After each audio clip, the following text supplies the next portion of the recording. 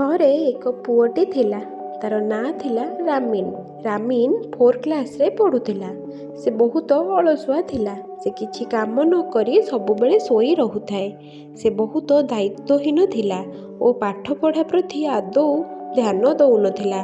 ସେ ସବୁବେଳେ TV, game ଓ ମୋବାଇଲରେ ହିଁ ସମୟ ନଷ୍ଟ କରେ। ରୋହନର ମାଆ ତାକୁ ସବୁବେଳେ ବୁଝାନ୍ତି କି ଆଦୌ ସମୟ ନଷ୍ଟ କରନା, ସମୟକୁ ସଠିକ୍ ଭାବରେ ବିନିଯୋଗ କର। କିଛି ଦିନ ପରେ ସ୍କୁଲରେ ରୋହନର ଏକ୍ଜାମ୍ ଥିଲା। ସେ ଖାତାରେ କିଛି ମଧ୍ୟ ଲେଖିପାରିଲା ନାହିଁ ଏବଂ ଏକ୍ଜାମରେ ଫେଲ୍ ହୋଇଗଲା।